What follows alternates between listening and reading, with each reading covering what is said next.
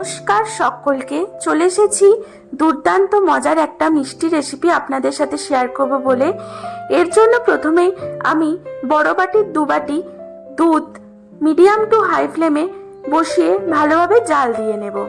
ভালোভাবে ফুটে এলে ওপর থেকে 2টো এলাচ ফাটিয়ে দিয়ে দেব।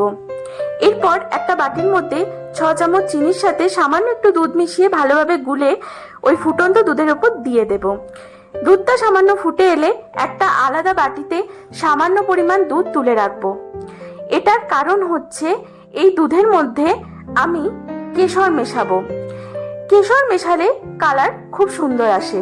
আপনাদের কাছে কেশর অ্যাভেলেবেল না থাকলে আপনারা কিন্তু স্কিপ করতে পারেন। কেশর মেশানো দুধটা দিয়ে আবারও ভালোভাবে হাই ফ্লেমে দুধটাকে ফুটিয়ে নেব। দুধটা ফুটে এলে মালাই হয়ে যাবে। এরপর দুধটাকে আলাদাভাবে রেখে দেব। চলে আসবো পাউরুটি নিয়ে। এখানে পাউরুটির ধারের ব্রাউন অংশগুলো আমি ছুরির সাহায্যে খুব সুন্দরভাবে কেটে নিচ্ছি। আসলে পাউরুটির ধারের ব্রাউন অংশগুলো থাকলে মিষ্টিটা খেতে একদমই ভালো হবে না। তার জন্য প্রত্যেকটা পাউরুটি থেকে এই ব্রাউন অংশগুলো আলাদা করে নেব। এরপর চলে আসবো ভেতরের পুরটা রেডি করতে। এখানে বড় বাটির 1 বাটি আমুলের গুঁড়ো দুধ আমি নিয়েছি। বড় চামচের 1 চামচ গুঁড়ো চিনি দিয়ে দেব। তারপর সামান্য পরিমাণে কাঁচা দুধ অর্থাৎ র মিল্ক এখানে দিয়ে দেব। আপনারা কাঁচা দুধের পরিবর্তে কিন্তু অবশ্যই দুধের সর ব্যবহার করে পুরটা রেডি করতে পারেন। ব্যাস, তৈরি হয়ে গেছে আমাদের ভেতরের পুর।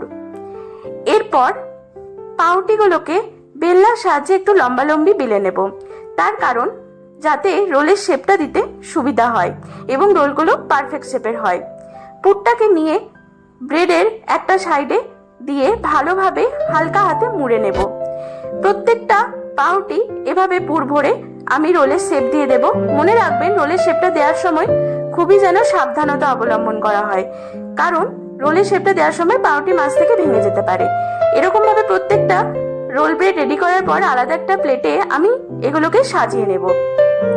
সাজানোর পর উপর থেকে যে আমি মালাই দুধটা রেডি করে রেখেছিলাম সেটা প্রত্যেকটা ব্রেড রোলের ওপরে সুন্দরভাবে ছড়িয়ে দেব, যাতে প্রত্যেকটা রোল ব্রেডের ভেতরে দুধটা খুব ভালোভাবে অ্যাবজর্ব হয়ে যায় আর জিনিসটা নরম হয়। আপনারা খুব সাবধানে এটা করবেন।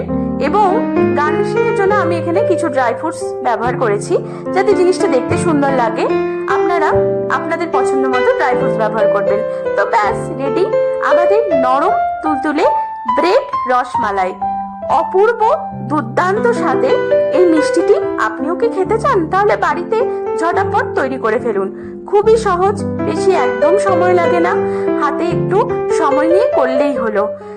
আপনাদের ভিডিওটি কেমন লাগলো অবশ্যই আমাকে কমেন্ট করে জানাবেন। ভিডিও